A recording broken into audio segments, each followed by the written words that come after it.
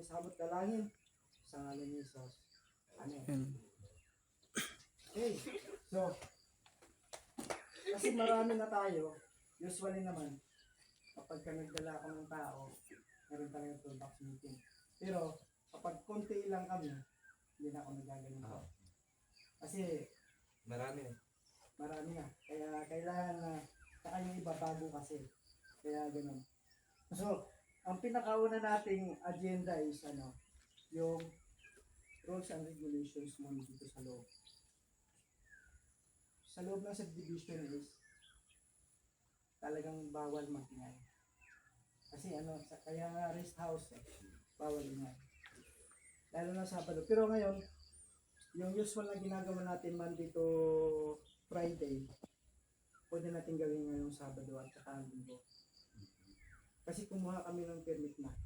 Mayroon na kami permit sa taas. Ngayon kapag nagkaroon ng halimbawa, mayroong sityo na pumunta rito, sabihin nyo sa akin, ako mismo makikipag-usap. Ngayon, kung sino yung papasok ng Linggo, tapos wala ako, kaya mo magbaniho? Okay. Kaya mo manihoin nyo, no? So, baka umuwi din ako ngayon. Ha? Baka umuwi din ako ngayon.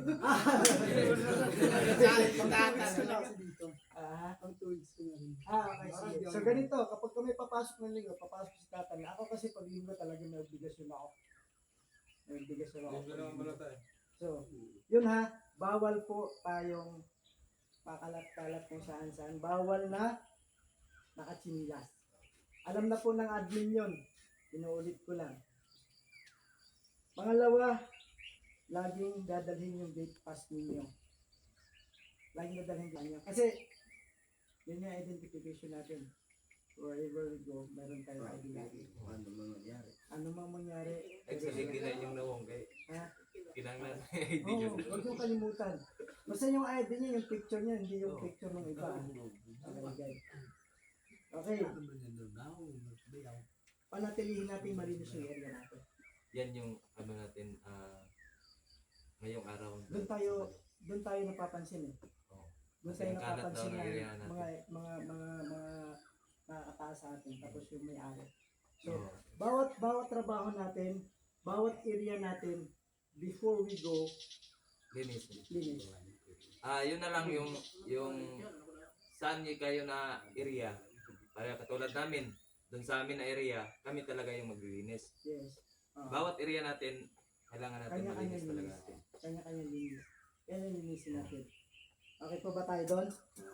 Okay. Safety first. Wala naman tayong matataas na pero ingatan pa rin natin sarili natin. Katulad ng paggagamit ng mga ganito. Kasi hindi po basta-basta tayong makakatakbo. Malayo po hospital dito. Okay? Ingatan natin sarili natin para sa mga anak natin, di ba?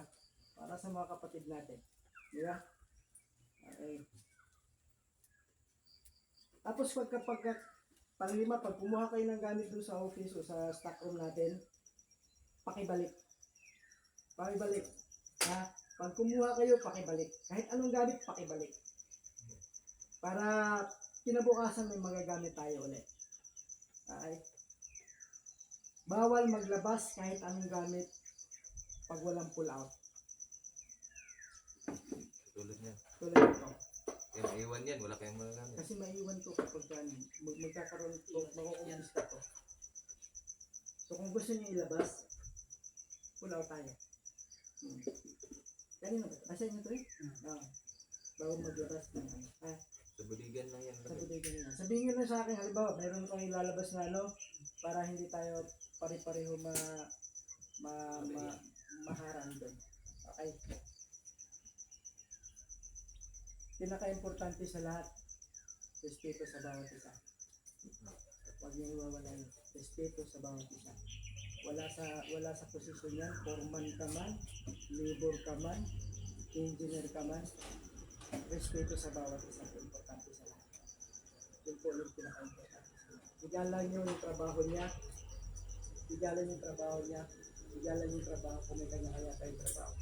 Kung nirespeto niyo siya, very respeto. Ako tayo doon. Kung nakahuli, put God first before anything else. Lagay yung puso nyo ang Diyos, siya pinakauna. you, thank you.